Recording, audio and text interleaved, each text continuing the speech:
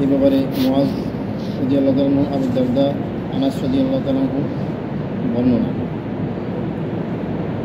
আবু দারদা রাদিয়াল্লাহু তাআলা থেকে বর্ণিত আছে যে তিনি বলেন, তোমরা যত মনে চায় এলেম শিখো, কিন্তু এলেম তোমাদেরকে কোনো উপকার পৌঁছাবে না যতক্ষণ তোমরা তোমাদের এলেম অনুযায়ী আমল না করো। তোমরা যত মনে চায় এলেম শিখো, কিন্তু কখনও তোমাদেরকে আল্লাহ তাআলা এলেমের দ্বারা উপকৃত করবেন না যতক্ষণ পর্যন্ত জানা এলেম অনুযায়ী আমল না করো।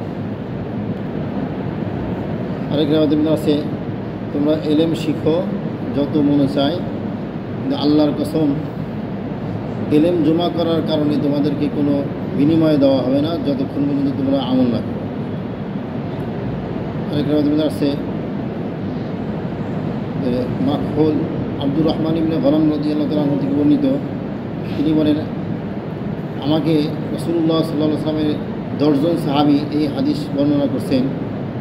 তারা বলছেন যে আমরা কোবার মসজিদের মধ্যে এলেম শিখতেছিলাম, এলেমের মজলিসে বসছিলাম।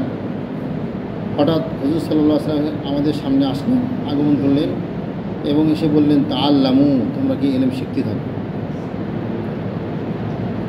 তারপরে আলী রাদিয়াল্লাহু তাআলা থেকে বর্ণিত আছে যে এক ব্যক্তি বললেন, হে আল্লাহর রাসূল, আমার কাছ থেকে জাহালাতের দলিল প্রমাণ কখন দূর হয়ে যাবে? আমি যে জাহেল, এই জাহালাতের দলিল আমার থেকে কখন দূর হবে? অর্থাৎ আমি জাহেল না, এটা কিসের দ্বারা দূর হবে? হুজুর সাল্লাল্লাহু আলাইহি ওয়াসাল্লাম বললেন, এলেম শিখার দ্বারা কি জাহালত দূর হবে? আবার বললেন যে এলেম আমার বিরুদ্ধে যে প্রমাণ হবে, এটার থেকে কীভাবে আমি বাঁচব? এলেম শিখলে আমার এলেম অনুযায়ী আমল না করলে কী হয়? এলেম বিরুদ্ধে প্রমাণ হয়, তার বিরুদ্ধে প্রমাণ হবে। তাই এই এলেমের প্রমাণ, আমার বিরুদ্ধে যে প্রমাণ হবে, এটার থেকে আমি কীভাবে বাঁচব?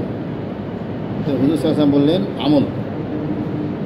এলেম শিখার পরে যদি ওই অনুযায়ী আমল করো, তাহলে কি এলেম তোমার বিরুদ্ধে প্রমাণ হবে না।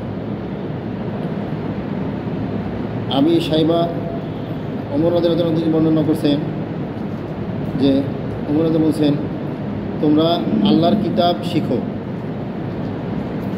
যদি তোমরা আল্লাহর কিতাব শিখতে থাকো, তাহলে তোমরা আল্লাহর কিতাবের হেফাজতকারী হয়ে যাবে। আর তোমরা আল্লাহর কিতাব অনুযায়ী আমল করো, তাহলে তোমরা কিতাবওয়ালা হয়ে যাবে। ওয়া আমালু বিহি তাকুনু মিন আহলিহি, তোমরা আল্লাহর কিতাব অনুযায়ী আমল করো, তাহলে কিতাবওয়ালা হয়ে যাবে, আহলে কিতাব হয়ে যাবে। অর্থাৎ এলেম শিখলে কোরআনের হেফাজতকারী হবে, আর আমল করলে কোরআনওয়ালা, কোরআনের উপর আমল করানোওয়ালা হয়ে যাবে। আমলের গুরুত্ব আর বেশি, এটা বলেছে। আল্লাহ তাআলা আমাদের আমল করতে হবে।